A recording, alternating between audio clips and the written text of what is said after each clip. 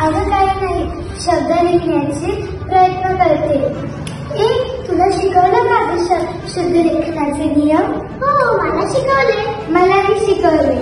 चल आपण या धर्तीवर एक खेळ खेळू ज्याच्यात मी तुला एक शब्द सांगेल, तू सांगायचे त्याला उकार किंवा कोणती वेलांटी द्यायची.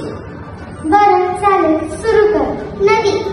द ला दुसरी वेलांटी देईल कारण ते शेवटचं अक्षर आहे. बरोबर. आता मी विचारते हा. मिरची. मिरची. मला पहिली वेलांटी येईल आणि जला दुसरी वेलांटी कारण की म पहिला अक्षर आहे आणि जग शेवटचं. एकदम बरोबर. चल आता मी विचारते. नाचू. चला दुसरा उकार येईल कारण तो शेवटचा अक्षर आहे. आता मी विचारते हा. पळू. ळ दुसरे उकार येईल कारण की ते सुद्धा शेवटचं अक्षर आहे. एकदम बरोबर. म्हणजेच जेव्हा शेवटचं अक्षर असतं त्यावेळी आपण दुसरा उकार किंवा दुसरी वेलांटी देतो. आता पुढचं हा. की. क ला दुसरी वेलांटी येईल कारण की जेव्हा एक अक्षर असतं त्याला दुसरी वेलांटी येते. एकदम बरोबर. चल आता मी विचारते. तू. चला दुसरा उकार येईल कारण जेव्हा एक अक्षर असतं तेव्हा आपण दुसरा उकार देतो. एकदम बरोबर. म्हणजेच जेव्हा एक अक्षर असतो तेव्हा आपण दुसरी वेलांटी आणि दुसरा उकार देतो. आता परत मी तुला विचारते. खूप.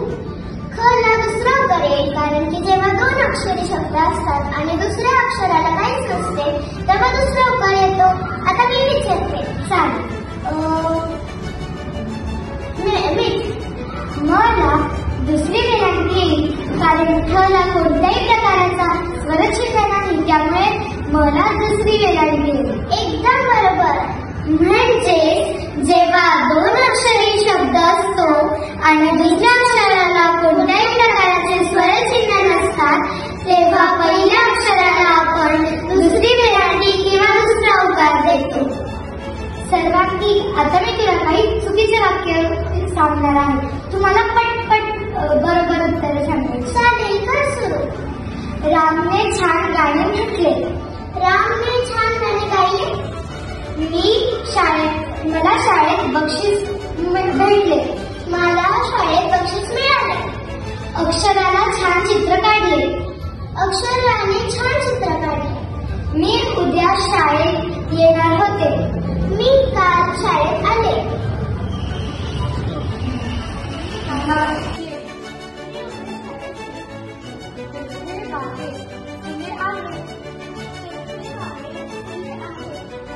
सर्वांगी आली का ग मजा तुला? हो मग. हसत खेळत शुद्ध लेखनाचे नियम लक्षात ठेवून आणि शुद्ध बोलण्याचा, वाचण्याचा आणि लिहिण्याचा मराठी दिनानिमित्त संकल्प करूया आणि सगळ्यांना करायला लावूया. हसत खेळत आनंदाने शिकू मराठी भाषा. काना मात्रा वेलांटी उकारामुळे करणार नाही